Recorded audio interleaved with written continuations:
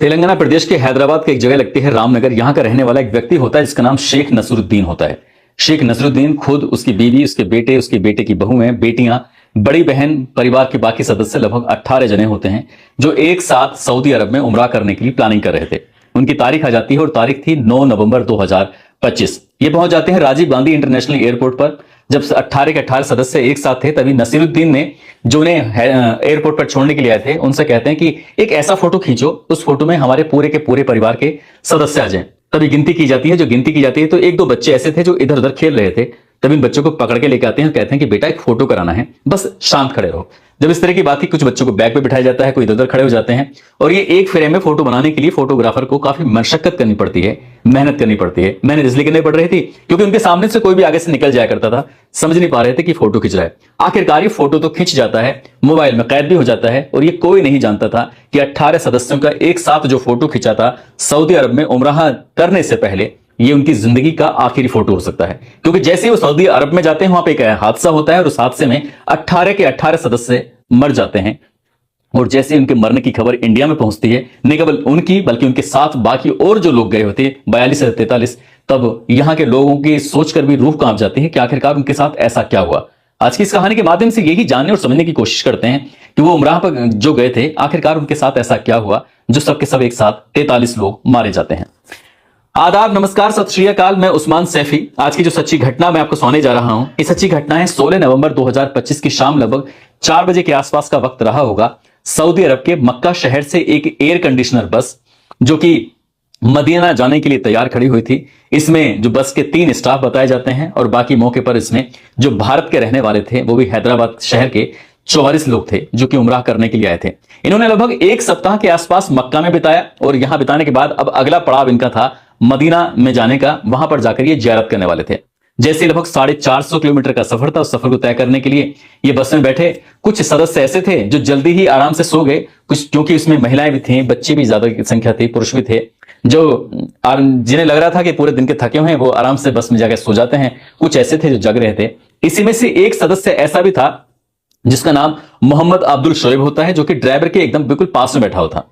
ये अब जो समय हो गया था वो इंडिया के समय के अनुसार लगभग 1:30 बजे के आसपास का समय था। यह बताया जाता है कि भारत का और सऊदी अरब के समय में लगभग 2.5 या 3 घंटे के आसपास का अंतराल रहा था। 17 नवंबर 2025 की रात लगभग 1:30 बजे के आसपास भारतीय समय अनुसार मदीना से पहले एक जगह लगती है मुफरी हाट। मुफरी हाट में जैसे ये बस पहुंचती है, ड्राइवर और वो लड़का आराम से बातचीत कर रहे थे और बातचीत करने के दौरान ही उस लड़के ने कहा कि देखो सामने एक वाहन आ रहा है, जब देखकर। इससे पहले कि उस वाहन को देखा जाता, इससे पहले कि उससे बचने की कोशिश की जाती, क्योंकि गाड़ी की जो रफ्तार थी, बस की रफ्तार भी बहुत ज्यादा तेज थी, सामने से जो वाहन आ रहा है उसकी भी रफ्तार तेज थी, अंधेरा था, इसलिए वो दिख भी नहीं रहा है ठीक से कि वाहन क्या है क्या नहीं है। उसकी भी लाइट जल रही थी, इधर से भी लाइट जल रही थी।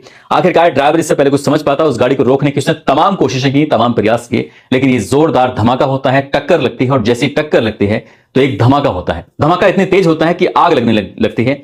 इससे पहले कि यह आग और भी विकराल रूप धारण करती, ऐसा बताया जाता है कि ड्राइवर भी मौका पाती उससे गाड़ी से बाहर निकल जाता है। जो लड़का उसके ठीक बगल में बैठा होता शोएब, जिसकी उम्र लगभग 24 साल के आसपास होती है, वो भी किसी तरकीब से कांच तोड़ता है और कांच तोड़ने के बाद वो भी इस गाड़ी से निकल जाता है, लेकिन वो घायल हो जाता है। शोएब जब घायल हो जाता है, हालांकि वो उससे बचने की तमाम कोशिश की, लेकिन जैसे वो दूर जाके गिरता है, उसने अपनी आंखों से जो दृश्य देखा वो देखकर वो जोर जोर से रोने लगता है, चीखने लगता है, बिलबिलाने लगता है। वो समझ नहीं पा रहा था कि आखिरकार पल भर में ही पूरी दुनिया कैसे बदल गई।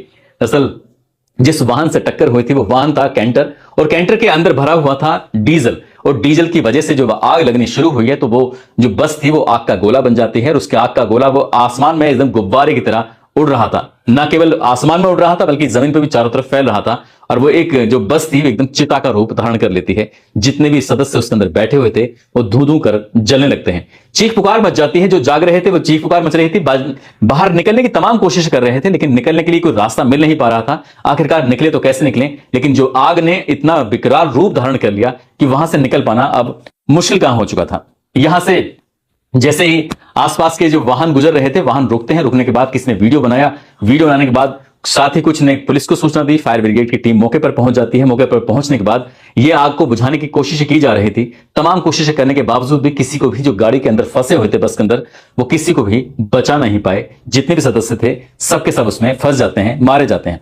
जिसमें मरने वालों की संख्या होती है भारतीयों की 43 और जो बस में बैठे हुए थे 2 स्टाफ जो बस को चला रहे थे, 2 उनके भी मारे जाने की सूचना थी।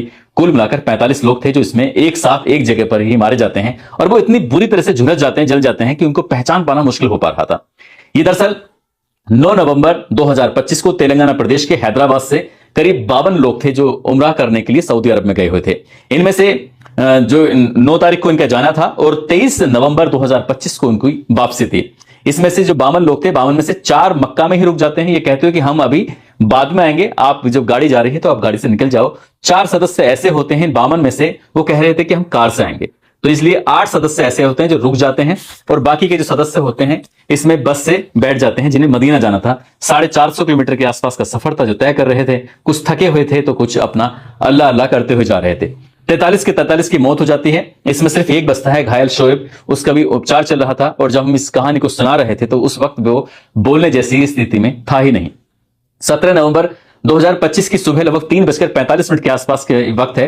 हैदराबाद में एक सऊदी अरब से फोन पहुंचता है मोहम्मद मंसूफ के पास। मोहम्मद मंसूफ से कहा जाता है रोते हुए बिलबिलाते हुए, जिसने फोन किया था वो इनका रिश्तेदार लगता है, एक बालक है। उसने फोन करके कहा कि ये जो माँ है ना आपकी, जिनका नाम शोहरत बेगम है, उनकी मौत हो चुकी है। ये बात जैसे ही मंसूफ ने सुनी उसे यकीन नहीं हो रहा था। उसने कहा कि किस तरह की बदतमीजी कर रहे हो, इतने सुबह सुबह तुमने फोन किया है, और फोन करने के बाद इस तरह की बेहुदा बातें करने के लिए तुम्हारे पास के वक्त मिल रहा है। इस तरह की जो बातें थी वो आदमी को गुस्सा भी आता है। जब उसकी माँ के बारे में ये बात सुनी, उसने कहा कि आपकी माँ मर गई है, साथ ही आपका जो भाई मंजूर है वो भी मारा जा चुका है, आपकी जो भाभी है वो भी मारी जा चुकी हैं, और आपका जो भतीजी है साहिन वो भी मारी जा चुकी है। ये बात सुनने के बाद मोहम्मद मंसूर को मंसूर को यकीन नहीं हो रहा था कि आखिरकार ये कैसी बात कर रहा है। तब उसने तस्दीक करने के लिए, जानने के लिए फिर दोबारा से जब उसे ठीक सांख खुलते हैं पूछता है तो ये बात पुख्ता खबर थी।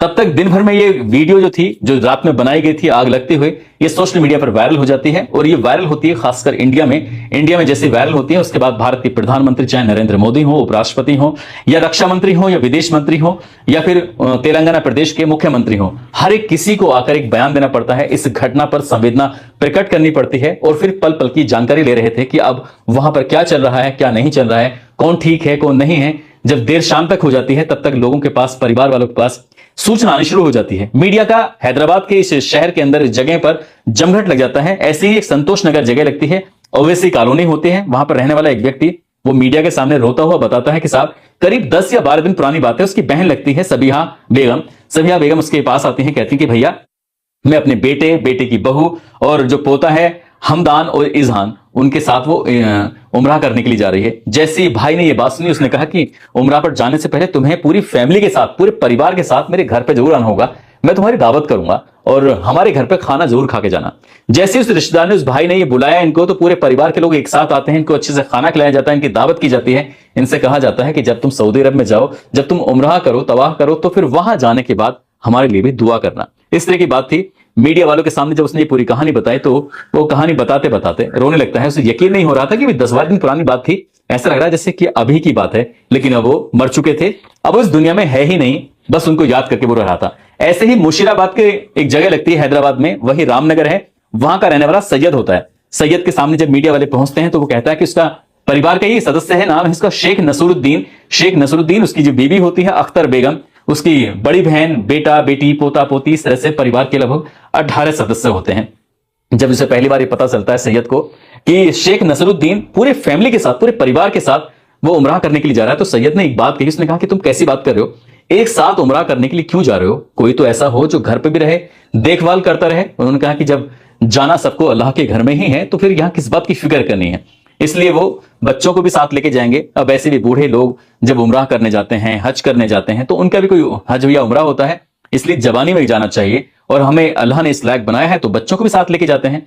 वो परिवार के 18 सदस्यों को ये जा रहा था उमरा कराने के लिए। एयरपोर्ट पर एक साथ उनका फोटो भी खिंचा हुआ था, और जब ये फोटो सोशल मीडिया पर वायरल हो रहा था तो लोगों को यकीन नहीं हो रहा था कि परिवार के 18 सदस्यों की एक साथ ही मौत हो जाती है। ऐसे ही एक पुराना जो शहर है उसमें मल्ली पाले बाजार घाट लगता है एक जगह, वहां बताया जाता है कि परिवार के लगभग एक ही परिवार के 16 सदस्य होते हैं, जिसमें भतीजा भतीजी माँ बाप इस तरह के लगभग 16 सदस्य वो भी उमरा करने के लिए गए थे।